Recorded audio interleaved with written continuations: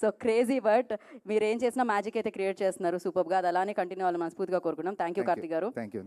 So ఇందాక నాగచైతన్య గారిని పిలవగానే మీరు అన్నారు ఒక మాట, ఏంటది? బంగారం అని. ఆయన నిజంగానే బేసిక్గా అక్కినేని అంటేనే ఆ లెగసీ తెలిసిందే మనందరికీ. సో అంత పెద్ద ఫ్యామిలీలో పుట్టి ఇంత సింపుల్గా ఎలా ఉంటారు నాగచైతన్య గారు మీరు? ఆల్వేస్ నేను ఇన్నేళ్లగా చూస్తున్నాను, ఆయన ఒక 100 గ్రామ్స్ పెరగలేదు. ఇంత సక్సెస్ వచ్చేసింది కదా అని ఆయన ఒక 50 గ్రాములు కూడా పెరగలేదు అనమాట.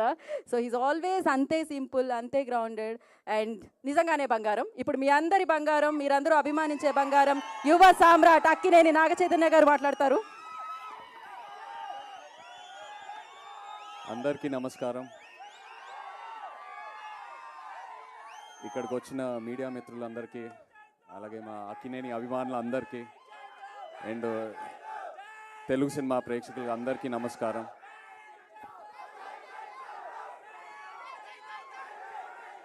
Thank you thank you thank you thank you.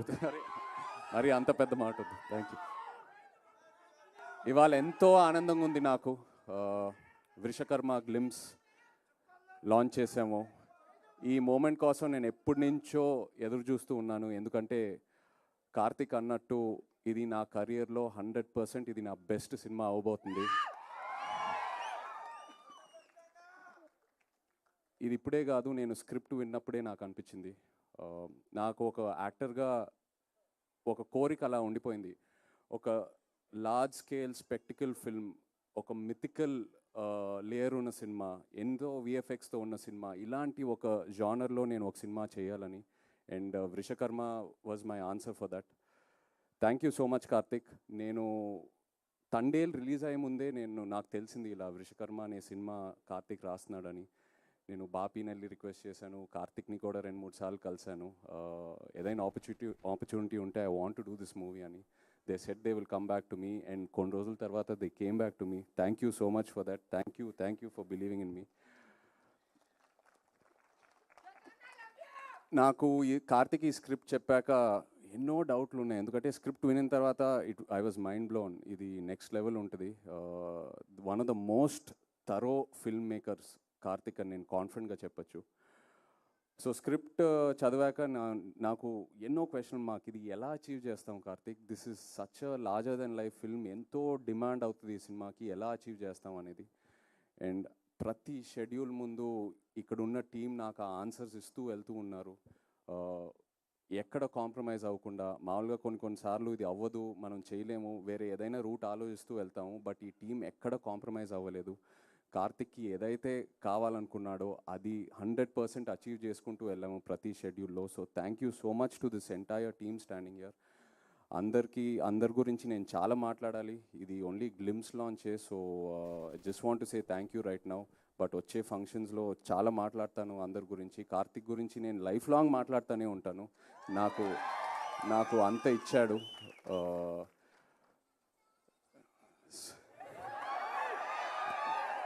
మంచి రిలీఫ్ ఇచ్చారండి. Thank you. బట్ యా,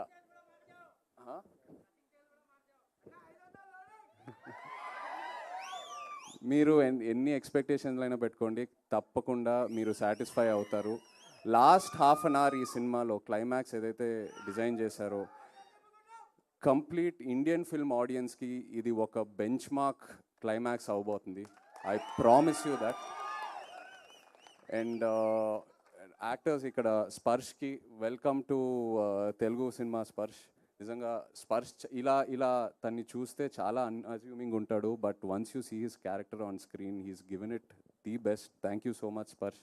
అలాగే వాళ్ళు మీనాక్షి లేదు, wish you a very happy birthday Meenakshi, we're missing you.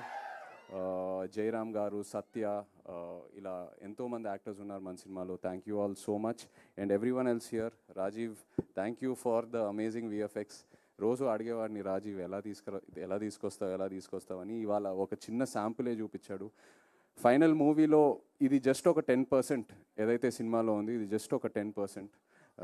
అలాగే Vijay master, thank you so much అండి, ఎంతో నాకు ఎంకరేజ్మెంట్ ఇచ్చారు రోజు.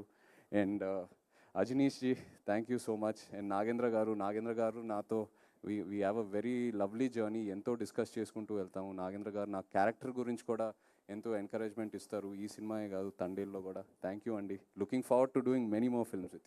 Thank you. చైతు గారు, ఇవాళ మీనాక్షి గారి బర్త్డే అని మేము మర్చిపోయాను. Thank you, happy birthday Meenakshi గారు. మిమ్మల్ని స్టేజ్ మీద అయితే మిస్ అవుతున్నాం ఖచ్చితంగా. అండ్ మామూలుగానే నాగ చైతన్య గారు అనగానే దట్ రొమాన్స్ కూడా ఎక్స్పెక్ట్ చేస్తారు కదా, చాలా సస్పెన్స్ ఇవన్నీ ఉన్నాయి, థ్రిల్లింగ్ ఎలిమెంట్స్.